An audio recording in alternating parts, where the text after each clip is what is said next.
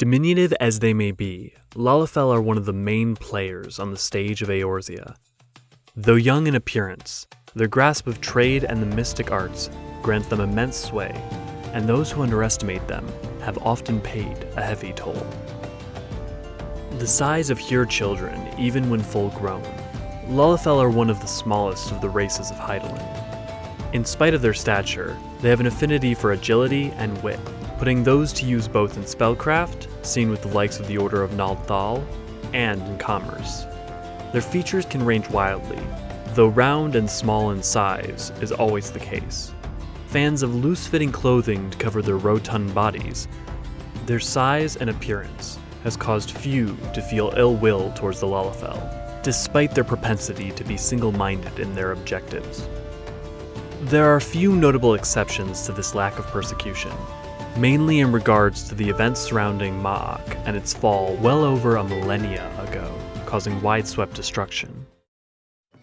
The Southern Sea Isles are the native land of the Lalafell, countless small tropical islands that sit on the equatorial region between the continents of Aldenard and Mericidia.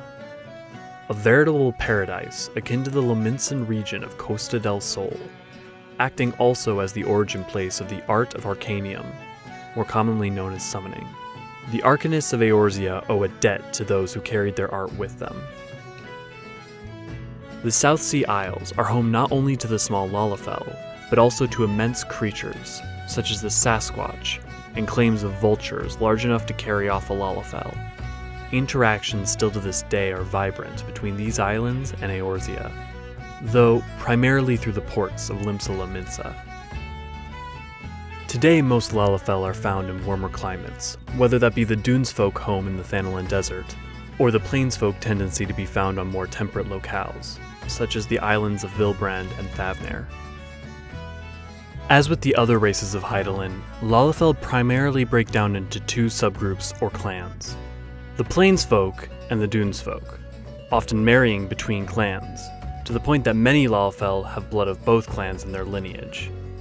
The Plainsfolk are grassland-dwelling and fair in complexion, with verdant and earthen hair. In modern times, they are primarily found in Lenosia, embracing their seafaring past from their native South Sea islands.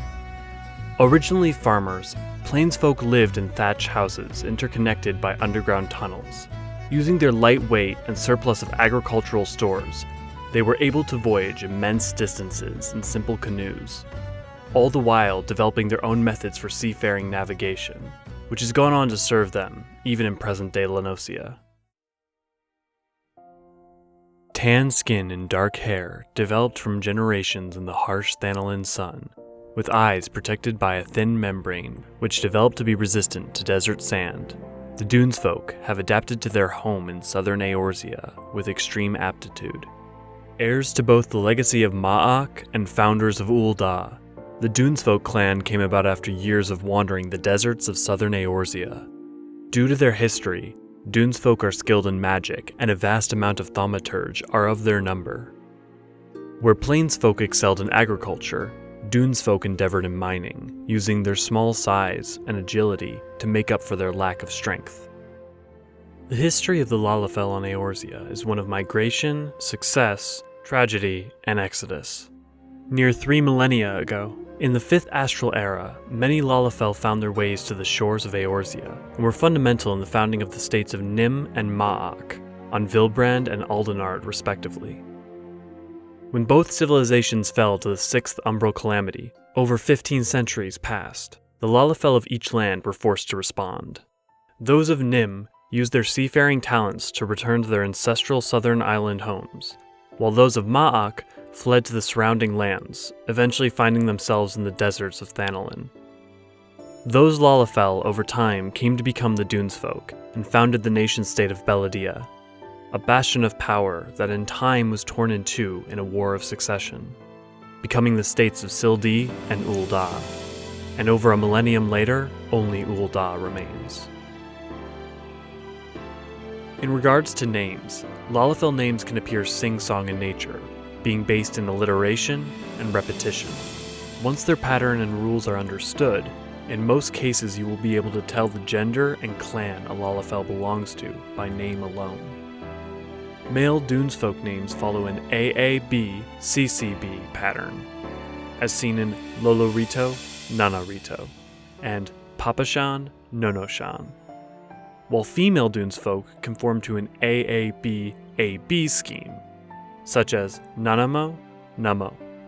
When it comes to male Plainsfolk, their names feature an AB-CB rhyming scheme, such as Teleji, Adeleji, and female names an ABB-AB pattern, such as Dulala, Dula. For such small folk, Lalafell have had an enormous impact on the stage of Eorzea. For all the struggles they have gone through, they have ended up as one of the predominant races of Hydaelyn by no accident, leaving it safe to say they have a future as bright as the desert sun of Thanalin.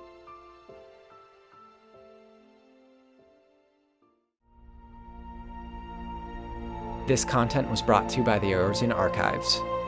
I'm Archon Charette Tia. And I'm Archon Elio Faucheron. If you enjoyed this video, please like and subscribe, and comment down below any topics you might also be interested in.